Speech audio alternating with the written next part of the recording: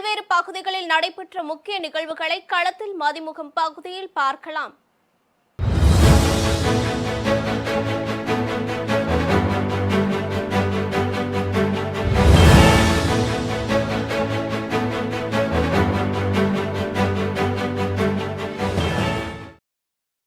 கடலூரில் உள்ள சிப்காட் கெம்ப்ளாஸ் ரசாயன ஆலை விரிவாக்கத்திற்கான கருத்து கேட்பு கூட்டம் கண்ணராப்பேட்டையில் நடைபெற்றது.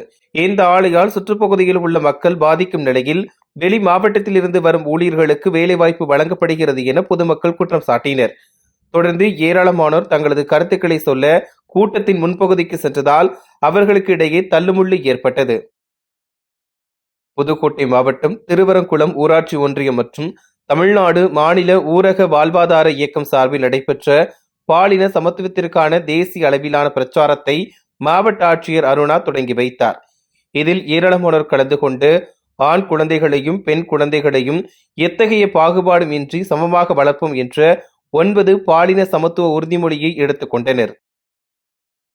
ராணிப்பேட்டை மாவட்டம் நவல்பூரில் அமைந்துள்ள மிகவும் பழமை வாய்ந்த ஸ்ரீ சாந்த ஆஞ்சநேயர் ஆலயத்தில் அனுமன் ஜெயந்தியை முன்னிட்டு சிறப்பு அபிஷேக ஆராதனைகள் நடைபெற்றது. இதில் திரளான பக்தர்கள் கலந்து கொண்டு சுவாமி தரிசனம் செய்தனர். அனுமன் ஜெயந்தியை முன்னிட்டு திருப்பத்தூர் மாவட்டம் சஞ்சுமலையில் அமைந்துள்ள ஜெய் வீர ஸ்ரீ ராகவ அனுமன் கோவிலுக்கு பெண்கள் 108 பால்குடம் எடுத்து வந்து பாலபிஷேகம் செய்து வழிபாடு நடத்தினர். தொடர்ந்து சிவன், பார்வதி, விநாயகர் மற்றும் நந்தி உள்ளிட்ட தெய்வங்களுக்கும் பாலபிஷேகம் செய்து வழிபாடு நடத்தப்பட்டது. பல்லாயிரக்கணக்கான மக்கள் எல்லாம் கலந்து கொள்கிறார்கள். இந்த அனுமான் ஜெயந்தி விழாவினுடைய சிறப்பு என்னவென்றால் இங்கு ஆயிரக்கணக்கான மக்களுக்கு அன்னதானமாக நடைபெறும். காலையில் 8 மணியிலிருந்து 11 மணி வரையிலும் பாலபிஷேகம் அம்மையப்பன் என்று சொல்லக்கூடிய சிவபெருமான், உமா பார்வதி அம்மனுக்கும் ஜெய்வர ஆஞ்சநேயருக்கும் பாலபிஷேகம் நடைபெறும். 3 மணி அளவில் மகாதீபம், இந்த ஊர் பொதுமக்களுடைய முன்னிலையில் மகாதீபம் ஏற்றப்படும். அன்று இரவு சிறப்பான மகாபாரத கதையிலோ ராமாயண கதையிலோ சிறப்பான நாடகங்கள் ஆண்டுதோறுங்கள் சிறப்பாக நடைபெறும். வேலூர் மாவட்ட தச்சு தொழிலாளர்கள் நல சங்கத்தினர் காட்பாடி அரசு பெண்கள் மேல்நிலைப் பள்ளிக்கு 17வது ஆண்டாக ஒரு நாள் உழைப்பை தானமாக வழங்கினர். அதன்படி 100க்கும் மேற்பட்ட தச்சு தொழிலாளர்கள் பள்ளி மாணவிகள் பயன்படுத்தும் டேபிள், பெஞ்சுகள் உள்ளிட்ட பொருட்களை சீரமைத்தனர். தச்சு தொழிலாளர்களின் மனிதநேயமிக்க ஒரு நாள் உழைப்பு தானத்தை அப்பள்ளியின் தலைமை ஆசிரியை மற்றும் மாணவிகள் பாராட்டினர். தருமபுரி மாவட்டத்தில் வரைவு வாக்காளர் பட்டியலை மாவட்ட ஆட்சியரும் தேர்தல் அலுவலருமான சதீஷ் வெளியிட்டார்.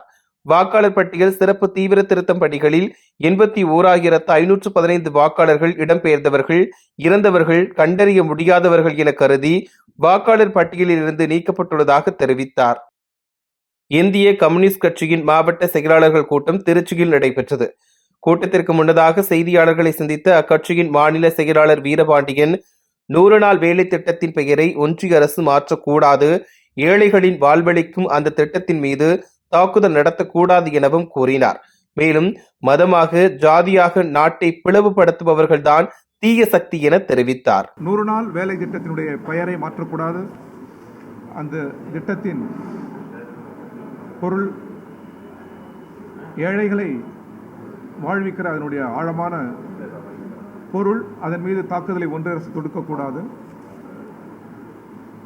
எனவே இடதுசாரிகள் அங்கே தோற்றுவிட்டார்கள் என்பது போன்ற ஒரு பிம்பத்தை கட்டமைப்பது சரியல்ல. ஆனால் தேர்தல் முறையில் ஒரு வாக்கில் தோற்றாலும் தோல்விதான். அந்த தோல்வியை இடதுசாரிகள் ஏற்படும். அந்த தோல்வி குறித்து கூட நாங்கள் பரிசீலனை செய்வோம், தவறுகளை திரித்துக் கொள்வோம். வருகிற சட்டமன்ற தேர்தலில் நாங்கள் வெற்றி பெறுவோம், அங்கே தக்க வைத்துக் கொள்வோம் ஆட்சியை.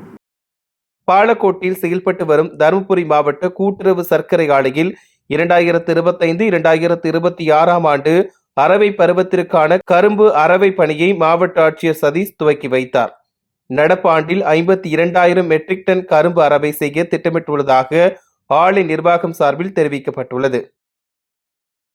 மின் சிக்கன வார விழாவை முன்னிட்டு மயிலாடுதுறையில் தமிழ்நாடு மின் பகிர்மான கழகம் சார்பில் விழிப்புணர்வு பேரணி நடைபெற்றது. மயிலாடுதுறை உதவி செயற்பொறியாளர் அலுவலகம் முன்பு செயற்பொறியாளர் ரேணுகா கொடியசைத்து தொடங்கி வைத்த இந்த பேரணியில் மின்வாரிய ஊழியர்கள் மற்றும் கல்லூரி மாணவர்கள் கலந்து கொண்டு துண்டு பிரசுரங்கள் வழங்கி விழிப்புணர்வு ஏற்படுத்தினர். வேலூரில் தமிழ் வளர்ச்சித்துறை சார்பில் நடைபெற்ற தமிழ் ஆட்சி மொழி சட்டவாரம் குறித்த விழிப்புணர்வு பேரணியை மாவட்ட ஆட்சியர் சுப்புலட்சுமி கொடியசைத்து துவக்கி வைத்தார். இதில் கல்லூரி மாணவ மாணவிகள் கலந்து கொண்டு தமிழ் வளர்ச்சி குறித்த பல்வேறு வாசகங்கள் அடங்கிய பதாகைகளை ஏந்தியவாறு பேரணியாக சென்று விழிப்புணர்வை ஏற்படுத்தினர்.